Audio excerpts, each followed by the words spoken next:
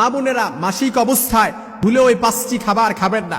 যদি এই 5টি খাবার খান তাহলে ধীরে ধীরে আপনি ক্যান্সারের দিকে আক্রান্ত হবেন, অথচ আপনি নিজেও জানবেন না।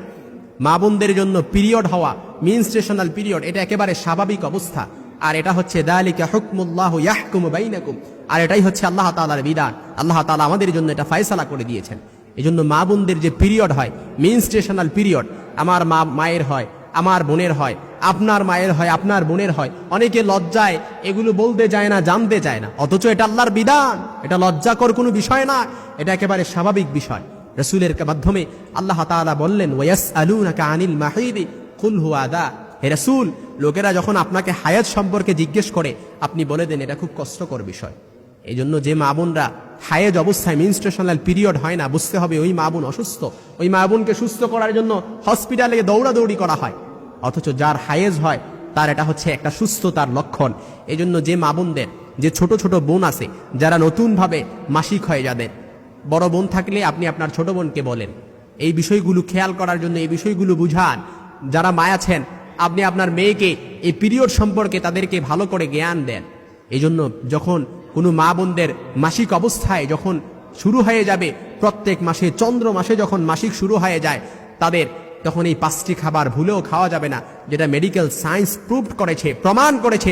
এর 1 নাম্বার হচ্ছে দুধ, চিজ বা দই। এই খাবারটা ভুল করেও খাওয়া যাবে না।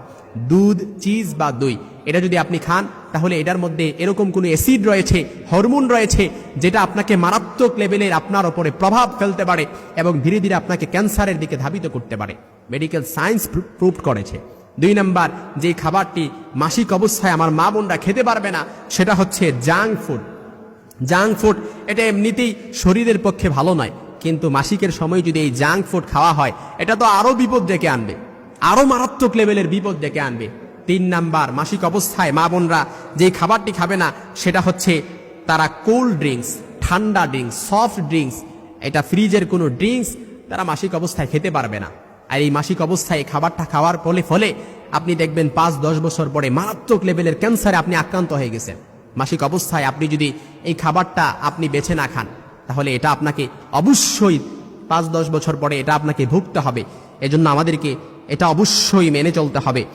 এজন্য কোল্ড ড্রিঙ্কস এটা খাওয়া যাবে না। একাধিক গবেষণায় এটাই প্রমাণ হয়েছে, যারা যে মা বোনেরা মাসিক অবস্থায় কোল্ড ড্রিঙ্কস খাবে, এই সময় এই ধরনের পানীয় খেলে ইউটেরাইন ওয়ালে রক্ত থেকে যায়, অর্থাৎ আপনার রক্ত থেকে যায়। এমনটা হতে থাকলে 5 থেকে 10 বছর পরে গিয়ে আপনি মারাত্মক ক্যান্সারে আক্রান্ত হওয়ার আশঙ্কা বহুগুণে বেড়ে যায়।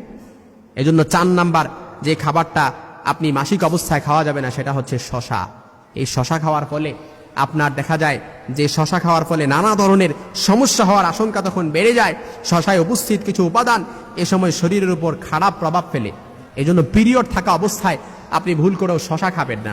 5 নাম্বার হচ্ছে আপনি কখনো লবণ খাবেন না, এমনকি লবণযুক্ত কোনো খাবারও তখন আপনি খাবেন না। এটা আপনার জন্য, আপনার শরীরের উপরে খারাপ প্রভাব ফেলবে। এজন্য মা বোনেরা যখন মাসিক হবেন, তখন আপনি ঘাবড়ানোর কোনো কিছু নেই। মাসিক